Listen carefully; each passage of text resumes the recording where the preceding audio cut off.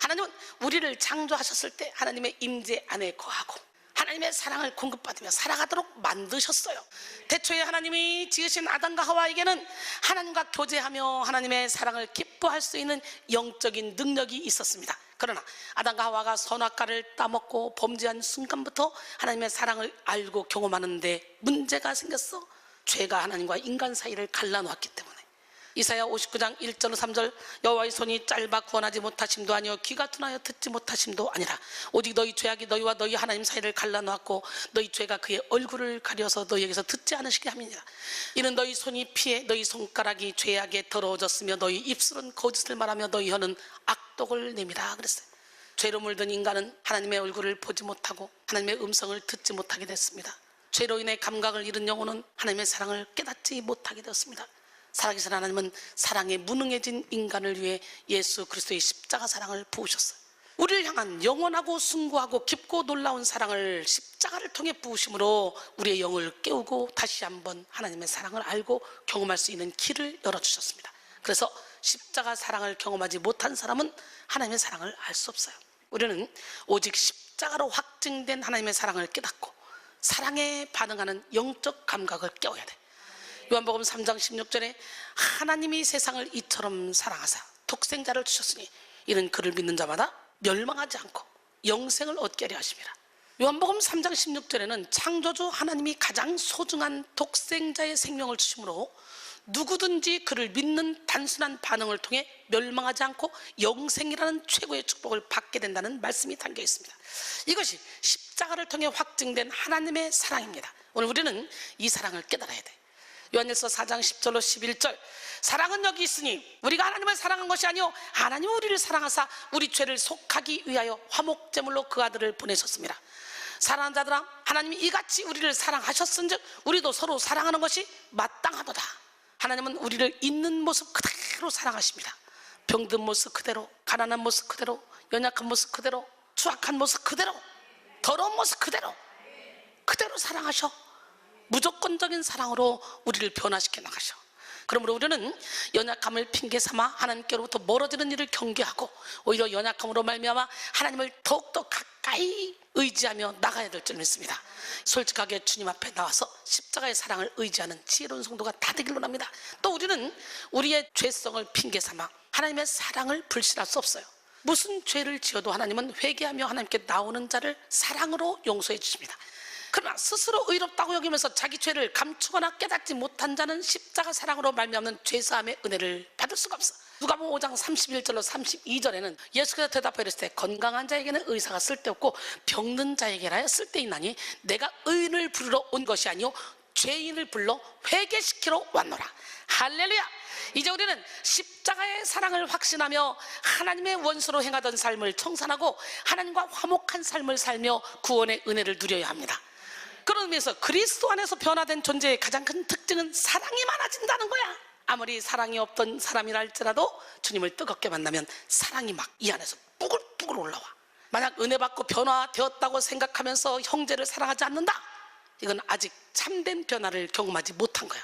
요한일서 4장 20절도 보니까 누구든지 하나님을 사랑하노라 하고 그 형제를 미워하면 이는 거짓말하는 자니 보는 바 그 형제를 사랑하지 아니하는 자는 보지 못하는 바 하나님을 사랑할 수 없느니라 그랬어요. 오늘 여러분 마음의 그릇이 막 바다보다 깊고 하늘보다 높고 온 세상보다 넓고 큰 마음으로 모든 영혼을 품을 그런 마음이 생길 때 진리를 알지니 진리가 너희를 자유롭게 하리라. 우리의 삶은 주님의 사랑을 깨닫는 만큼 변화됩니다. 이제 우리는 십자가 사랑을 깨닫고 체험하여 사랑을 하되 영적인 사랑을 해야 됩니다. 사랑은 인간이 가질 수 있는 가장 아름답고 열렬한 감정이자 의지입니다. 누구나 본능적으로 사랑을 하고 사랑을 갈망하죠. 태어난 아기는 부모의 사랑을 갈망하고 남편은 아내의 사랑을 원하며 아내는 남편의 사랑을 갈망합니다. 살아가면서 만나게 되는 수많은 인간관계 속에서 사람은 끊임없이 사랑을 원하고 사랑을 추구합니다. 그래서 노래 중에 가장 많은 노래가 사랑을 주제로 한 노래이고, 고민 중에 가장 흔한 고민이 사랑으로 인한 고민이죠. 하지만 이렇게 세상에 흔한 것도 사랑이지만 희귀한 것도 사랑입니다. 세상에 자녀를 둔 부모는 너무나 많지만 성숙한 사랑을 하는 부모는 드물고, 세상에 부부는 너무나 많지만 아름다운 사랑을 하는 부부는 찾아보기 힘듭니다. 길거리에 즐비한 연인을 발견하는 것은 어려운 일이 아니지만 진실한 사랑을 하는 연인은 찾기가 힘듭니다. 또 생명 바쳐 성도를 사랑하는 목회자를 만나는 것도, 교회를 최우선적으로 사랑하는 성도를 찾는 것도 쉬운 일이 아니에요. 세상에는 사랑이라는 이름을 가지고 있지만 죄의 실체를 담고 있는 육의 사랑이 너무도 많습니다. 우리는 사랑을 하되 영의 사랑을 해야 합니다. 영의 사랑은 하나님의 사랑입니다. 하나님의 영의 속성을 따라가는 것이 영의 사랑이며 영혼을 살리는 것이 영의 사랑입니다. 하나님의 영이 함께하지 않는 육의 사랑은 엄밀한 의미에서 진정한 사랑이 아닙니다. 하지만 세상 사람들은 하나님이 없는 인생에 젖어 있기 때문에 무엇이 진정한 사랑인지 모르는 경우가 많죠. 그래서 육의 사랑을 진정한 사랑이라고 생각하죠. 육의 사랑은 불안함을 담고 있는 사랑, 분노를 가지고 있는 사랑, 욕심을 머금은 사랑입니다. 가식적인 사랑입니다. 이런 육의 사랑은 진실한 사랑이 아닙니다. 육의 사랑은 영혼의 자유와 성장과는 상반된 속박과 상처만 만들어냅니다. 육의 사랑이 있는 곳에는 육신의 정욕, 안목의 정욕, 이생의 자랑만 커지고 이기심만 커질 뿐입니다. 육의 사랑은 죄악의 경향성을 가지고 있는 육체에서 나오는 사랑입니다. 우리는 사랑이라는 이름을 가지고 있다고 해서 모든 사랑이 긍정적인 사랑이 아님을 깨닫고 영의 사랑을 추구해야 돼. 영적인 사랑은 그 출발이 하나님으로부터 시작이 되는 거예요. 하나님은 조건적으로 우리를 사랑하신 것이 아니에요. 하나님은 마음을 다하고 목숨을 다하고 뜻을 다하여 우리를 사랑하셨고, 우리도 그렇게 서로 사랑하라 했어요.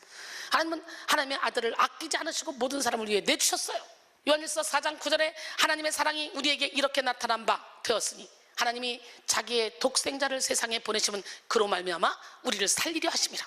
여기서 살리려로 번역된 자오는 일상적인 삶을 뜻하는 살다, 생활하다 라는 뜻과 함께 영원한 생명을 소유한 삶을 나타내는 살아나다 라는 뜻을 가집니다.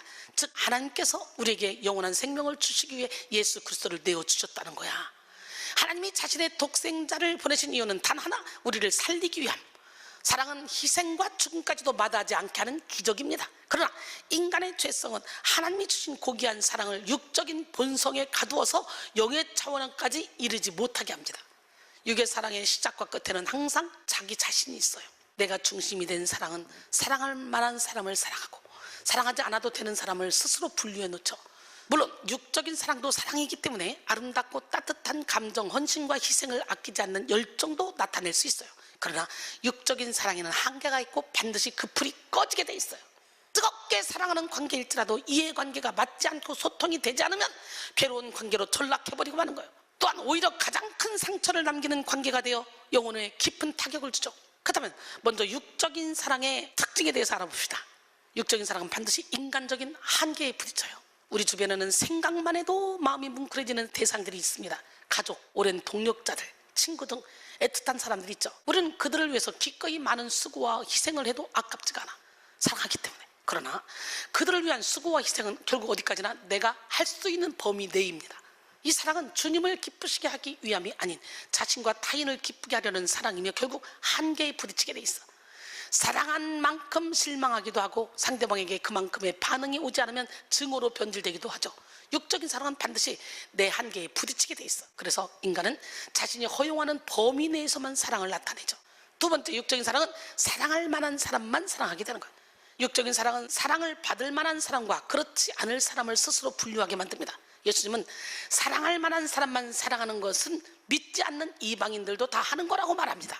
마태복음 5장 46절로 47절, 너희가 너희를 사랑하는 자를 사랑하면 무슨 상이 있으리요? 세리도 이같이 아니하느냐? 또 너희가 너희 형제에게만 무난하면 남보다 더하는 것이 무엇이냐? 이방인들도 이같이 아니하느냐? 그랬어요. 예수님은 이웃을 내 몸처럼 사랑해야 한다고 말씀하심과 더불어 원수까지도 사랑해야 한다고 하셨어요. 마태복음 5장 43절 44절, 또 내 이웃을 사랑하고 내 원수를 미워라 하였다는 것을 너희가 들었으나 나는 너희에게 이르노니 너희 원수를 사랑하며 너희를 박해하는 자를 위하여 기도하라 그랬어요. 우리도 본래 본질상 진노의 자녀로서 예수님의 원수였던 존재였습니다. 그러나 예수님은 우리를 사랑하심으로 십자가에 못 박히셨고 원수 사랑의 본을 보여주셨어. 그리고 우리에게도 그 사랑을 실천하라 그랬어요.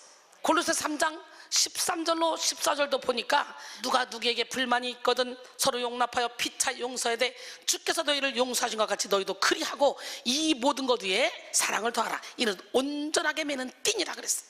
사랑할 만한 사람만 사랑하는 것은 나 자신의 주인이 하나님이 아닌 나라는 증거입니다. 이런 사랑 역시 육적인 사랑입니다. 그래서 때로는 하나님이 우리에게 정말 사랑하기 어려운 사람을 붙여주실 때가 있어. 그때 그 대상을 바라보면 결코 만족이 없고 사랑할 수가 없어. 그러나 하나님의 사랑, 성령이 주시는 사랑으로 충만하면 저절로 사랑하게 되는 역사가 일어나. 또 어떤 사람은 꼭 사랑까지 해야 해? 미워지만 하면 되지? 라는 식과 아예 상대방에게 관심을 두지 않는 정도는 괜찮은 태도라고 여깁니다. 하지만 무관심이나 미워하지 않을 정도로는 결코 예수님의 사랑을 나타낼 수가 없어. 예수님은 원수를 그저 용납하고 놔두는 정도가 아니라 사랑하라 그랬어. 그 다음에 육적인 사랑은 사랑의 우선순위가 무너지게 만듭니다. 악한 영은 우리에게 사랑을 아예 하지 않도록 만들지 않습니다. 사랑을 하기는 하되 질서가 없는 사랑을 하게 합니다.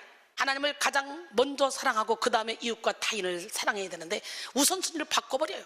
육적인 사랑은 하나님을 우선순위에서 미루고 다른 것을 더 사랑하여 우상을 만듭니다. 하나님보다 가족을 더 사랑하고 하나님보다 다른 사람을 더 사랑하는 것은 결코 영적인 사랑이 아니에요.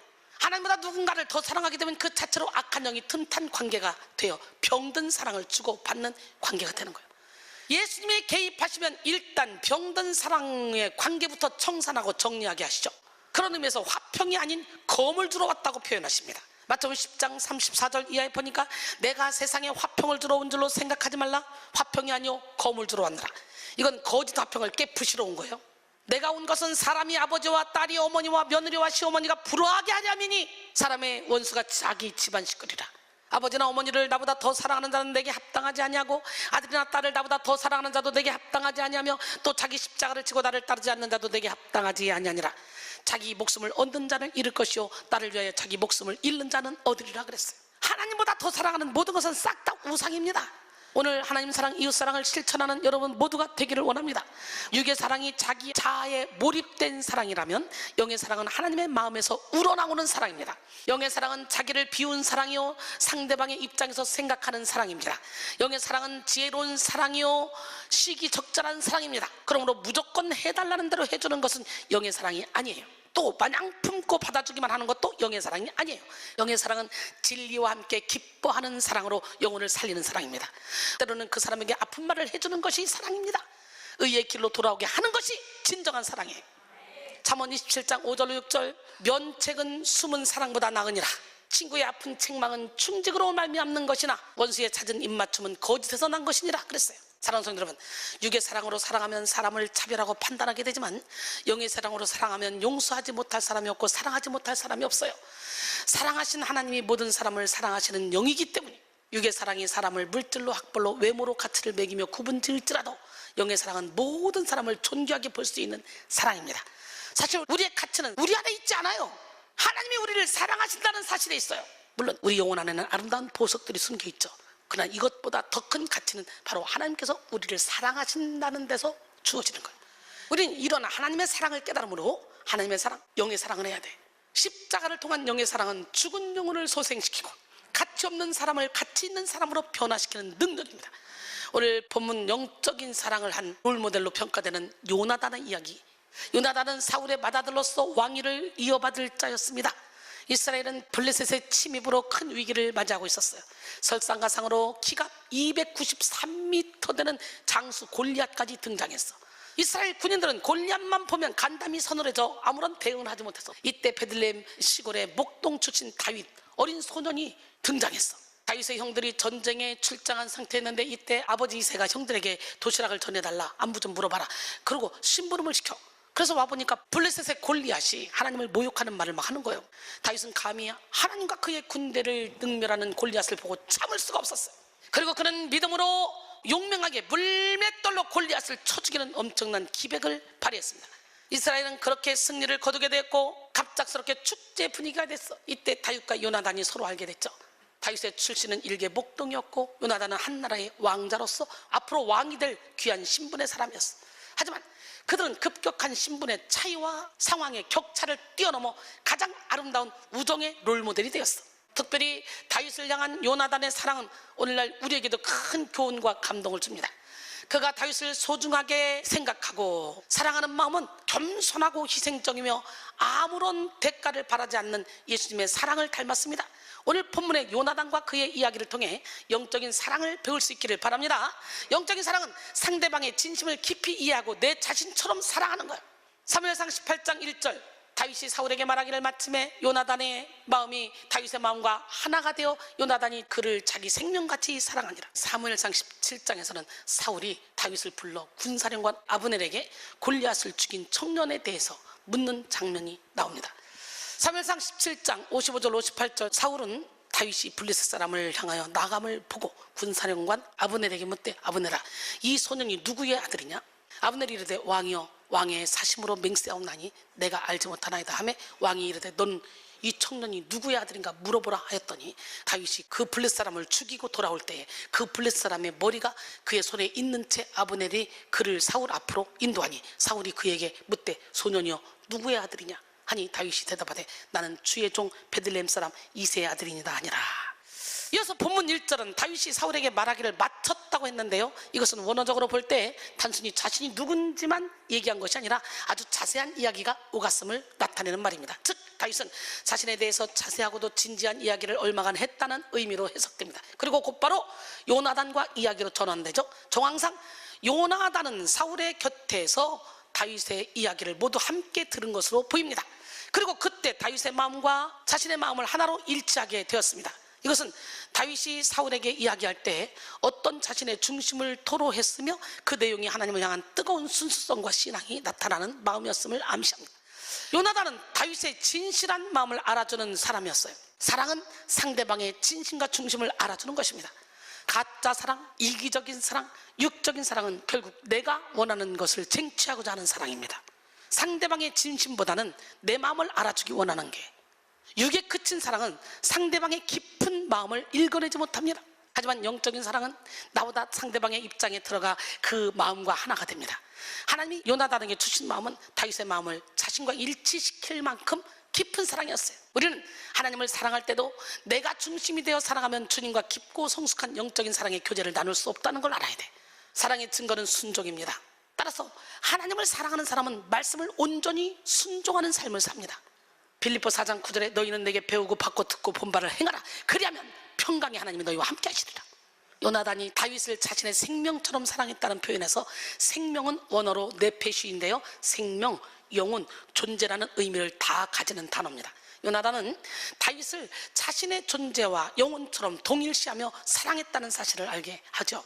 예수님이 가르친 사랑이 뭡니까?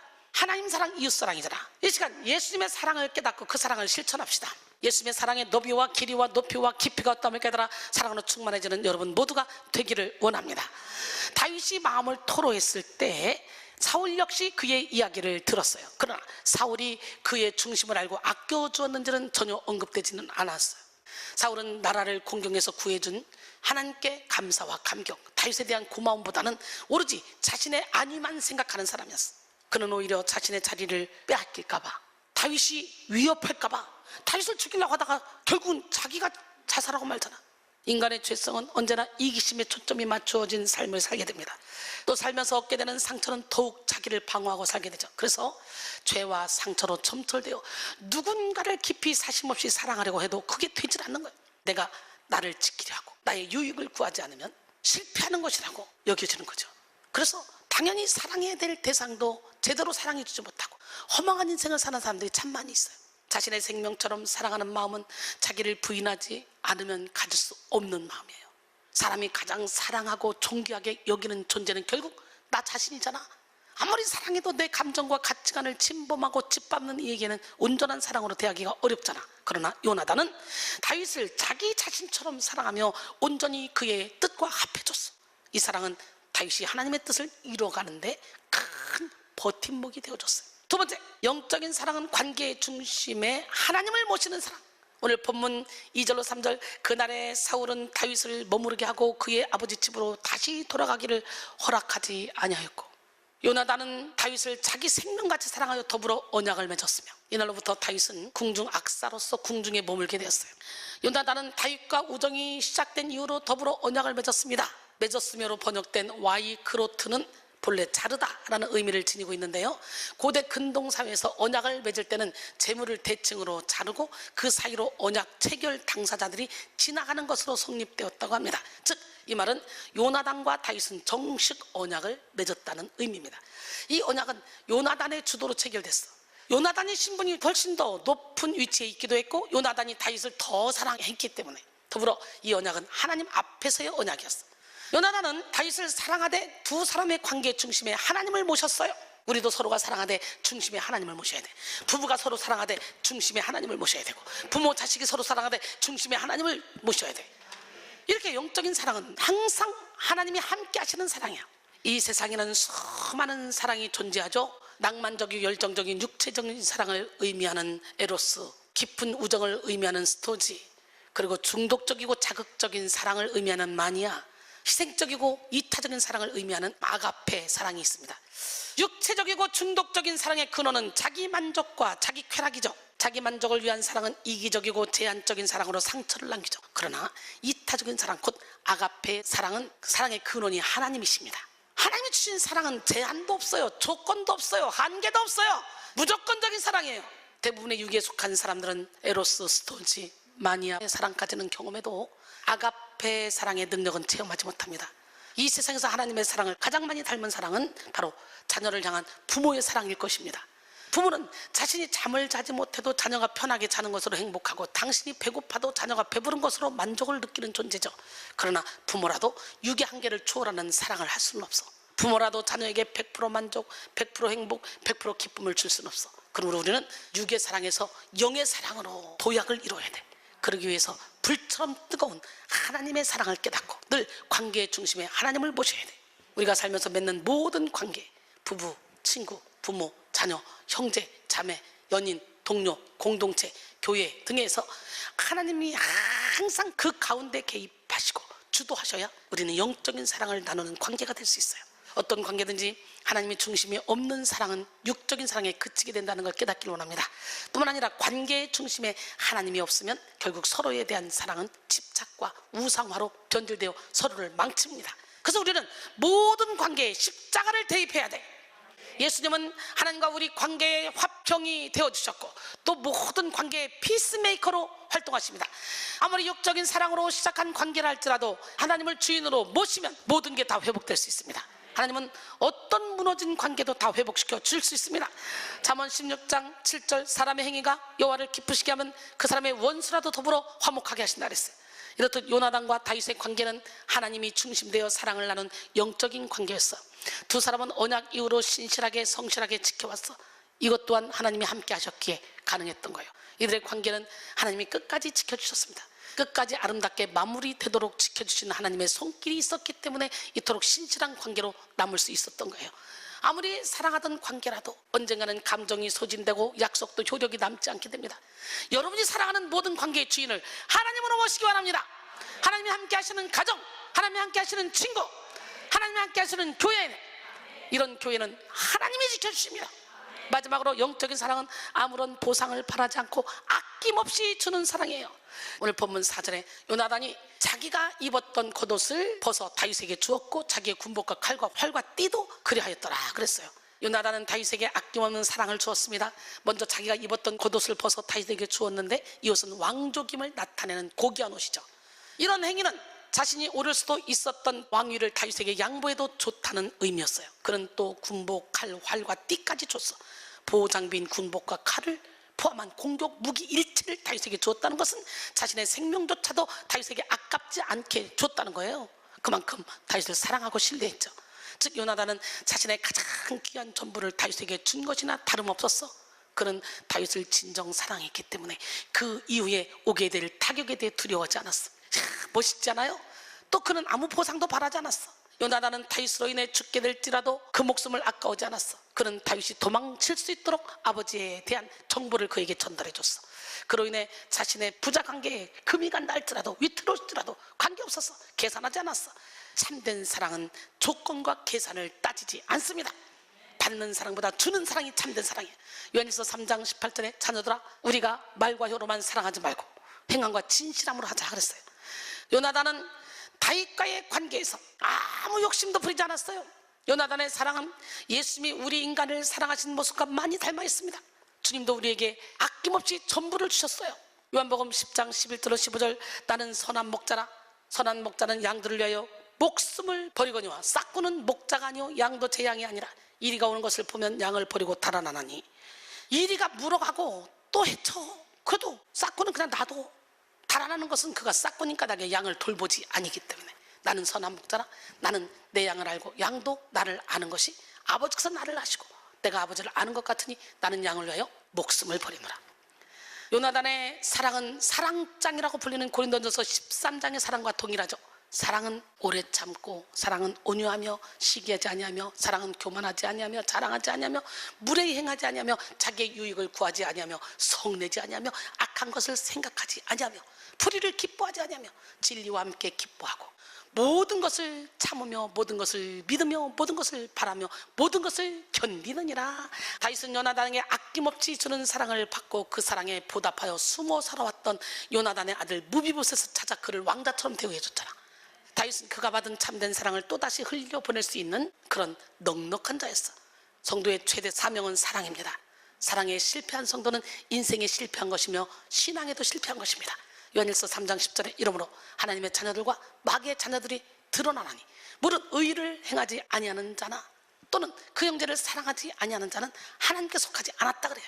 사랑하는 성도들은 우리도 이렇게 주님께 받은 참된 사랑을 흘려보낼 수 있는 사랑의 통로로 살아야 합니다.